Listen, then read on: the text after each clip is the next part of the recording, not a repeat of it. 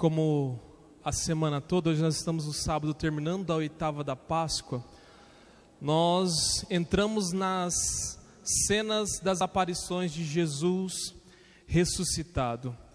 E o modo como Marcos realmente relata, e que é um consenso para os evangelistas, é que Jesus apareceu primeiro a Maria Madalena, e o que é muito diferente, principalmente para os discípulos. Uma mulher não poderia, naquela época, ser testemunha em um tribunal. E provavelmente os discípulos pensavam, quando Maria Madalena dizia a eles que Jesus tinha ressuscitado dos mortos, penso que no coração deles passava assim: coitada, um luto muito forte, agora ela já não está mais entendendo bem as situações. É tanta falta que ela sente de Jesus, que agora já está o vendo até ressuscitar. E a palavra de uma mulher é uma palavra muito frágil naquela época, o que nos dá a entender que o que é que Jesus queria com esse gesto, nos dá a entender justamente, e os evangelistas relatam isso propositalmente, é uma teologia antiga que acredita que o fato de Jesus aparecer por Maria Madalena é que realmente ele não quer se apresentar de uma maneira poderosa e muito racional, mas ele se apresenta de uma maneira que só quem guarda fé em seu coração é que realmente pode acreditar. Esses homens não estavam mentindo realmente, eles acreditavam na ressurreição de Jesus Cristo, e não que o corpo de Jesus tinha sido roubado do túmulo, porque senão eles não iriam dizer que Jesus, se eles quisessem inventar uma situação, não iria dizer que Jesus apareceu a Madalena por primeiro, mas que ele tinha aparecido, sei lá, Herodes, ao imperador da época, a pessoas grandes. Realmente os evangelhos não nos escondem detalhes que para nós hoje já tem mais coerência, mas para aquela época não tinha muita coerência. E Maria anuncia aos discípulos e depois ela fica desacreditada. Aliás, Marcos diz que Pedro e João correm ao túmulo, mas o João duvida, não entra no túmulo, Pedro entra, e mesmo assim Pedro não acredita. É a morte do sentido para Pedro, né? Quando a morte tem um fim tão triste, e representa realmente na minha cabeça um final que parece que nada além da morte tem mais sentido. E Pedro volta e está reunido com os discípulos. Jesus nesse meio tempo aparece aos discípulos de Emaús, como o evangelista hoje nos lembra bem. E esses também voltam de Emaús e dizem a eles ainda não acreditam. E por que o evangelista relata justamente essa cena? E por uma segunda vez, inclusive, ele reafirma o mesmo acontecimento. É porque ele quer explicar a nós e aos cristãos da época a natureza da fé. A fé, como diz São Paulo, ela carrega em si esse acreditar sem eu ter a evidência. A fé é justamente isso. E por isso que Jesus repreende os discípulos. Olha, mas já foi anunciado para vocês e vocês não acreditam ainda. Levanta daí, meu filho. Ide pelo mundo, anunciai o evangelho. E de repente na primeira leitura nós encontramos um Pedro que não faz coerência com o Pedro que nós encontramos nos evangelhos. O Pedro dos evangelhos é um medroso. Por medo de morrer, de ser chicoteado, castigado, ele nega Jesus 3 vezes. Hoje as pessoas querendo prender ele, querendo matar ele, ele não nega Jesus, mas nem se Jesus pedisse para ele negar. E aí você pensa assim: meu Deus, mas o que aconteceu? O que acontece que quando o homem Pedro andava com Jesus tinha dificuldade de acreditar? E agora que Jesus morreu, agora parece que esse homem, e o ato diz assim: existe neles, e o que o povo admirava neles, é a segurança que existia no coração de Pedro ao falar de Jesus. O que acontece com isso? O que acontece com Pedro? Esse é o efeito do Jesus ressuscitado. Esse é o efeito da ressurreição.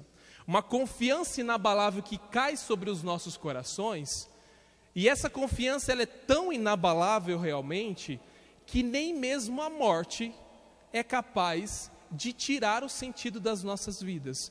Nem a morte, nem a tristeza, nem acontecimentos terríveis. É essa confiança que recai. O dom da ressurreição é uma confiança que recai sobre o nosso coração. É um ver que vai além do que está posto, do que está dado. Ele vai além, é como São Paulo diz, é um salto no escuro. É uma confiança de entrega, de alguém que se entregou na vida e se entregou a Deus. Outro dia, um rapaz veio e disse para mim assim: padre, olha, eu sou ateu, mas eu andei lendo algumas coisas e eu estou achando que faz coerência acreditar em Deus. Me indica um livro para eu ter fé. E no início ele ficou meio decepcionado comigo, porque eu disse assim para ele assim: olha, não existe um livro onde cabe o conhecimento. Essa coisa de Tomé, e nós vamos refletir sobre o tempo pascal, né? A vida o acontecimento de Tomé, essa coisa de que eu preciso colocar o dedo para crer, né? Isso não é fé, isso é um conhecimento natural. A fé, ela perpassa por um conhecimento espiritual, que eu não preciso ver Jesus para crer nele. E eu disse para ele assim: olha, não existe um livro que vai fazer nascer a fé no seu coração. O que vai fazer nascer a fé no seu coração é você todos os dias, a partir de hoje, começar a conversar com Deus. E um ateu olha para mim e diz assim: mas como é que conversa com alguém que eu não vejo, com alguém que eu não conheço? Eu falei: justamente isso é a fé. Tenta fazer isso.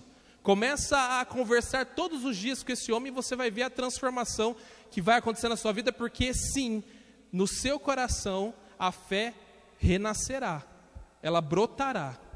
E foi interessante a experiência que ele foi fazendo de realmente começar a conversar. Ele diz, e outro dia ele voltou e disse assim: no começo eu me achava doido, parecia que eu estava conversando comigo mesmo, mas de repente eu vi que eu estava conversando com alguém. E agora parece que eu estou entendendo o que você diz. Nós podemos mostrar, trazer evidências. Há tantos milagres por aí. Existe hóstia que se transformou em sangue, em carne. Existe tantos milagres. Pessoas que não tinham braço e apareceu o braço. Na época de Jesus, se você pega a Bíblia, é uma história de milagres. Existem tantas coisas. E a igreja diz assim para você: e nada disso é condição para a sua salvação. Se você não acreditar em nada desses milagres, em nenhum desses milagres, você pode ser salvo do mesmo jeito, porque o milagre não é a condição para a salvação, mas a condição para a salvação é a fé crescer no seu coração, é esse relacionamento com Deus. E é a isso que Jesus está dizendo, quando ele diz assim: ó, ide pelo mundo e pregai o evangelho a toda criatura.